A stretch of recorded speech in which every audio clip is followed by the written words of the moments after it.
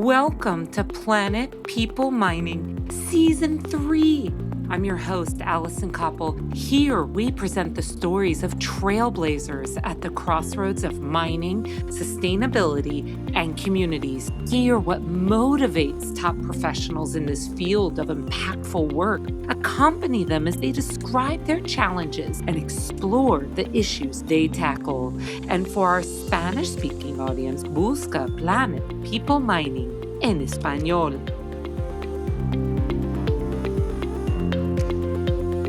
ESG as a love language, translating data into connection. Today I speak with Monique Parker, a sustainability leader who innately focuses on the human core of mining. Monique breaks down the alphabet soup of ESG reporting, treating the sustainability report as a collection of different love languages. We explore how staying connected to your specific audience, whether they are investors, community members, or employees, is how to transform raw data into a narrative that carries real meaning and value. We dive into the big V word, vulnerability, and her experiences of adapting to different cultures and languages, being comfortable with not knowing, and asking a lot of questions, all while building trust with teams who feel comfortable sharing their issues. Monique is from the US and is a chemical engineer from the Tennessee Technological University. Her career began in environmental health and safety roles at multiple companies, including manufacturer Owens Corning, global giant Unilever, in the mining industry Albemarle, and now serves as Chief Sustainability Officer for Elevra Lithium. She is also President-elect of the American Society of Safety Professionals and serves on the board of the Women's Mining Coalition. Hi, Monique. I'm so happy that you're here on the podcast. Thanks for joining. Well, thanks for having me. I'm very excited to be here and chat with you today. Well, let's get into it. Why don't you introduce yourself beyond what I shared in the bio? What are a few major life and work milestones? That's an interesting topic. Major is the thing that stands out for me. I'll start where I am today and kind of go backwards in regards to what I feel are major. I think one of the major things, or not think, I feel one of the major aspects of where I am today from a life and work perspective is being in the mining industry. That was a huge step for me. I knew nothing about mining when I took that leap, and 10 years later, I'm still learning, but I feel like it definitely encompasses all the important things for me in regards to safety, environment, health, community, engagement. It just resonates well with my personal values and what I want to do from there. So that was one major milestone. I think another major milestone that's going on is transitioning to this having adult children. It's a whole nother world for me, but it's definitely impacted how I work and live because I think very differently when I was had younger children. I had to put what's going on at home and the kids and then try to figure out how to make work fit into that. And now it's kind of a reverse where it's like I've got work and I try to make the kids fit into that. So it's been a very different dynamic. I love it. I love being more of a sounding board versus a directing board with my children. So it's been a very nice transition. So I'll say those are the two big milestones in my current path. And then coming through my career and life in general, one major milestone that everybody figures out is what do you want to do for a career or your education? And going into engineering really set a great foundation. As a chemical engineer, I did not do engineering very long. 3 or 4 years before I went into environmental health and safety. But the way I think, because I have an engineering education, definitely gives me a different lens when it comes to how I engage with people and solve problems. And those are two big major milestones that have transitioned. Obviously, there's a lot of moves and shifts through my career, but those two are very defining for me. We're going to get into some of that, but how would you describe your current role? And how would you describe that your current work is important? Well, with my current role being Chief Sustainability Officer and the way we've developed that, and sustainability means so many different things, different companies, the way we look at it. But for us, we encompass a lot into that. We look at safety, health, environment, sustainability in regards to our sustainable operations and our supply chain. community, and risk. So it is a broad envelope of a lot of different topics. And as I mentioned before, that role is important for me because it allows me to really engage with how we operate impacts everything around us.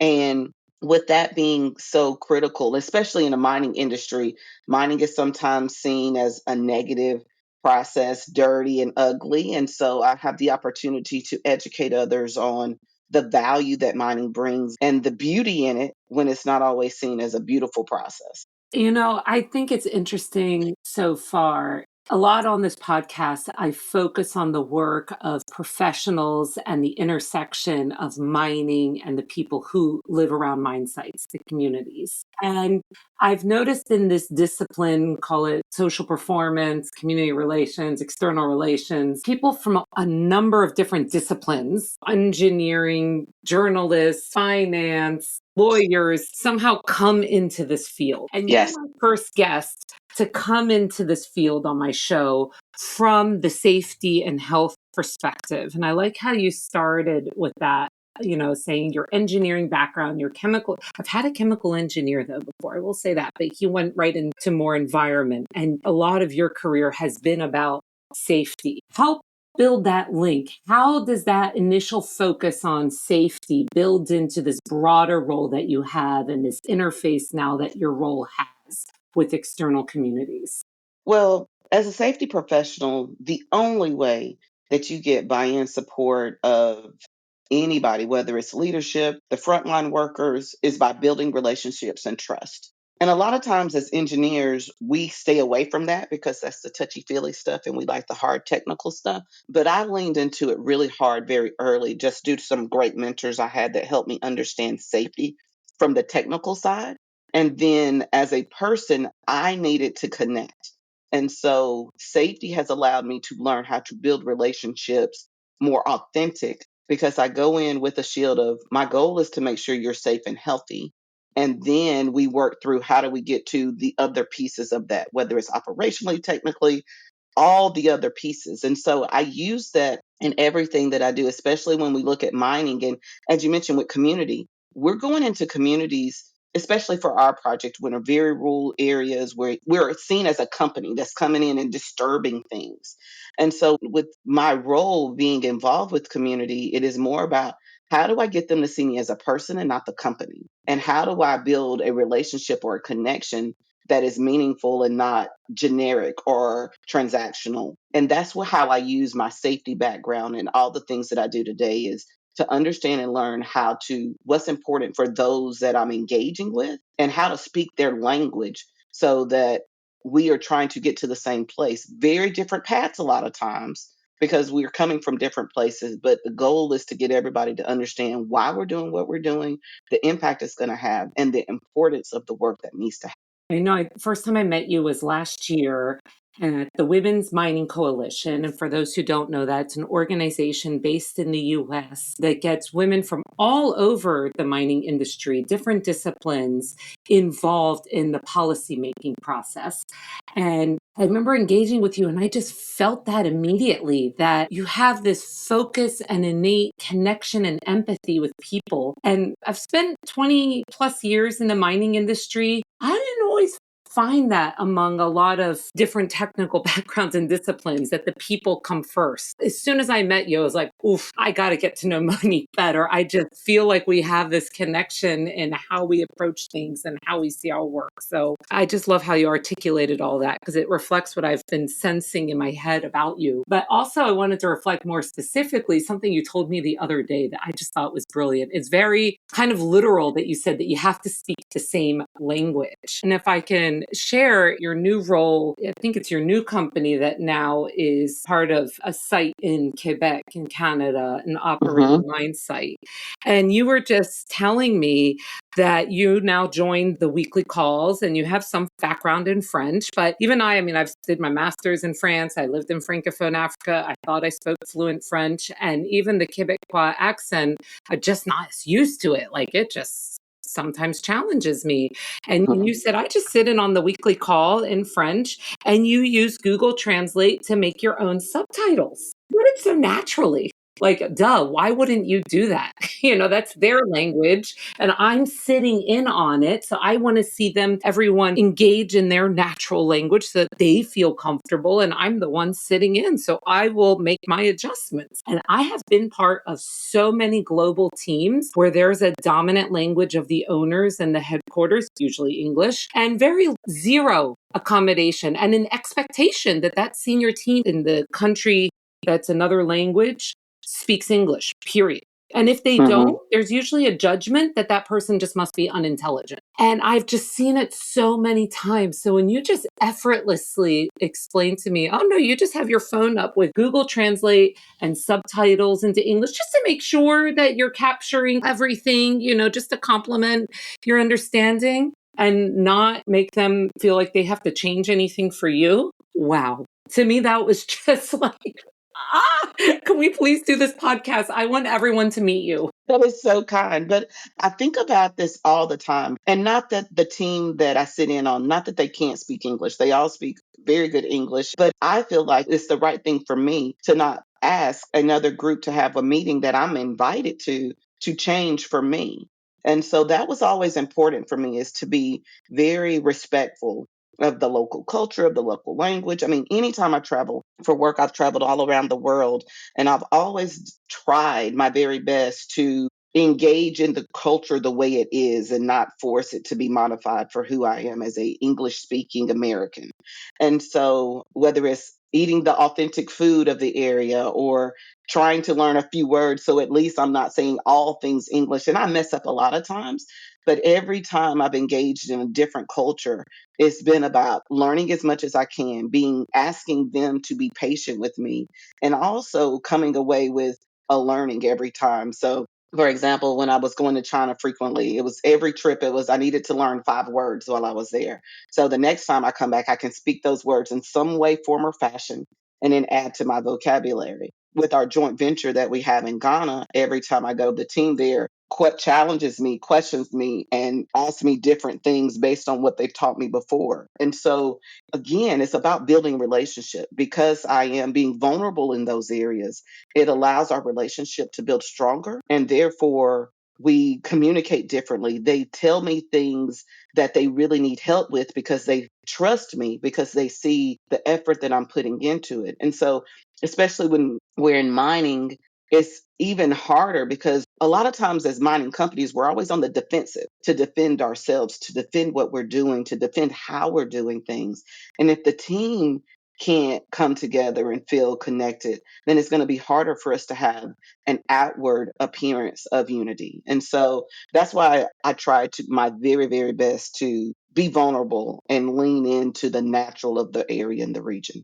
Yes, it's that being vulnerable. It's not being afraid and vulnerable, period. That's exactly what it is. It's so true. When I was working a lot with the team in Ghana as well, traveled to Ghana, always at least on the plane, if not before, I always try to learn some local vocabulary. In Tree, I very much wanted to be able to greet someone properly, to say thank you properly. And my key is I tried to, as much as possible, copy that intonation, that up and down of your voice makes all the difference, even more than the exact words. But sometimes, I practice on that plane ride and then I get there. I remember in Tria Kwaba, I think that's how you say welcome. And I forgot how to say sorry, my Ghanaian friends, how to say thank you and go on. So I said thank you and I said a few other things. And then they started talking. I was like, whoa, that's all I learned. But then everyone's kind of laughing in a great Right. way, and you've broken the ice in a great way, in an authentic way. And just like you said, like, I think there is a lot for someone really try in this vulnerable way. It's appreciated. But what is often misunderstood, if there's anything about your role in your work? Ooh, I think the misunderstood element is, as I mentioned before, sustainability means different things to different people. And so when you go in and you only use that word, a lot of times it's, looking at, oh, we're going to electrify fleet, or you're just worried about what your emissions profile is.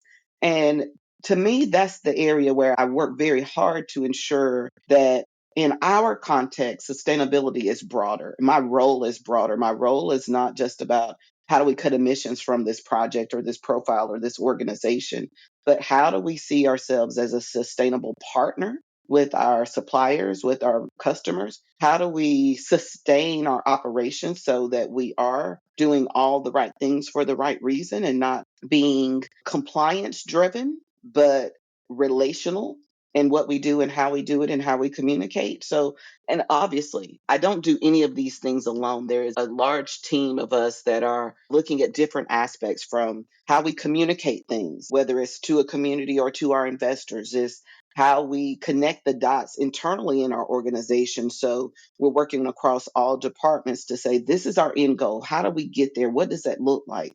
How do we take our different priorities and blend them so that our messaging is proper? But the misunderstood part for me that I see, and even I struggled with it, is how I support the overall supply chain of our organization and what that looks like and why it is so critical and important, not just to have this role, but to have that visibility within the organization. Because sometimes companies have my role divided up in a lot of different pieces, and that's fine. But having it in one position, it allows us to still bring all of those pieces together, but it allows our voice to be heard in a very different lens in a collaborative way. I'm teaching this class this semester at Missouri Science Technology. It's called Building Sustainability and ESG. And what you just said around what does the word sustainability even mean, or paraphrasing what you just said, it can mean so many different things to Mm-hmm. different people. It's just used. And we spent almost the entire first class diving into that, diving into different uses, diving into what's sustainability, what's the origin of the word, what is ESG, what does the E, the S, the G really mean, so that the students are more empowered to look at a website, look at an article, look at someone's report, and think more critically about those words. And I told them, I said, this is the class, it's in the science technology, obviously university. A lot of the students are either seniors who are engineers or professionals who are going back to school for their masters, a lot of them of engineering background. And I said, I bet in your engineering classes, 1 + 1 = 2. This class, not always. Correct. We're going to So true. formula of 1 + 1. It could be 1 + 3. It could be 1 + whatever. It could be sometimes 2.5. And this is the example of that. But let's understand the words, because the words do matter. But just be comfortable. It's not all going to perfectly line up. But I think the more that you're knowledgeable about it, and more you're knowledgeable about the value that is under these words, and the value of the E, the S, and the G, the concept of sustainability for your company, the more value overall your company can have. So I like how you broke that down. Now, thinking about the work you're doing now, do you have any thoughts on what emerging issues the industry should focus on? When it comes to emerging issues, the thing that I look at the most and try to figure out is, one, the alphabet soup of frameworks, how we report, what we report, who looks at it, why they look at it. That is an emerging issue of, there's the idea of a consolidation of all the frameworks so that it makes it easier for us. And then there's all the regulations that various countries, states, regions are trying to roll out and implement, and how that impacts what we do. So for me, that's the emerging piece. It's not anything about the technology of what's going on, but it's how the message is delivered and received by the external parties, whether it's regulators, whether it's customers, whether it's investors, whatever that looks like. And so, being that we are an Australian company, Australia has implemented their strategy of regulations, of reporting, of what that looks like. The US started and then pulled away. You've got Europe doing their thing that's starting and trying to figure things out. And every region is on some trajectory of trying to figure that out. So for me, the emerging piece of it is, how do we do all the things that we're going to do naturally, just because we need to understand as an organization where all of those things are? How are we going to bring that together so that we can make it make sense, to the external parties in a language that they understand. I've shared this with you before, but I like to call it everybody's love language. We use love language on a personal sense, but at the end of the day, when it comes to business, every group has the language they speak in, and I call it their love language. And that is what we don't always understand, but some of these frameworks will help us bring it together and define certain aspects of things that are important for each of us so that we can say what we need to say, but put it in a format that is universal and understood and easy to acknowledge. So for me, that's the biggest emerging factor is how do we educate others on all the things that we're doing, sometimes from a technical lens to make it more digestible for different groups or professions so that they can use it effectively. I was on mute because I didn't want to interrupt your thought process, but I never heard anyone describe ESG reporting frameworks in terms of the collection of everyone's love language. Yes, but it's so true. I mean, it's so diverse of what's put into a single rating or a single word. And it comes from all different sides with different audiences and different purposes. And yes, the alphabet soup, I use that term as well, and where it only gets bigger. I used to tell teams that. I was like, look, there's not going to be fewer reporting requirements. Let's just accept that reality. What we can control is our story, our data, our ability to organize. So let's control that. We can complain all we want that it is not consolidated and there's more and more and more. There is going to be more. But like you alluded to, we can control how different audiences receive this information. There's a lot under our control and how they can find value in this information. Last question. You have shared a good amount about yourself, your career, the evolution and your journey. What advice do you have for others in this field to succeed? The biggest advice I have is don't be afraid to not know all the answers. There are still times I've been doing environmental health and safety for over 20 years. I've been doing sustainability really strongly for probably the past 4 years. And there's still so much I don't know. And I'm not afraid to learn. I'm not afraid to figure it out. I'm not afraid to ask questions. I'm not afraid to, again, I'll use the V word, be vulnerable in situations where I'm seen as the expert, but sometimes I don't feel like I have all the answers. And so it's lean into that uncomfortableness of not knowing and use it to fuel you to learn, to grow, to educate yourself in different ways, whether it's reading, listening to podcasts, whether that's, going to a class or a training. That's what I say for people that are in the field to succeed is take in all that you can so that you can feel comfortable with the areas of responsibility you have. Build your network around people that will allow you to ask them questions when it's an area you may not be as strong in, or be a mentor to others. So, and I say mentor because a lot of times we think, oh, I'm a mentor, I have to give to others. I have so many mentor mentee relationships where I take away from them probably a lot more than they take from me because I'm learning how different people think, how they see different things. And so I say the biggest thing, the advice that I can give, if anybody is really tuning in and wanting to do great in this field, is to not be afraid to ask questions, not be afraid to learn and grow and engage, build your network, and just be vulnerable. I thank you. I completely agree. I really appreciate that perspective. And I appreciate all the things that you've shared about yourself and your journey and your life and your learning. Thank you so much, Monique, for being part of this podcast. Well, thank you for having me. This was absolutely phenomenal. One, I adore the work that you're doing, the passion that you have, the energy that you bring to any room you walk in is mesmerizing. So, thank you for what you do for our industry, for the work that we do, for helping us understand, educate, and learn and grow. Oh, thank you for that. Take care, Monique. Have a great day.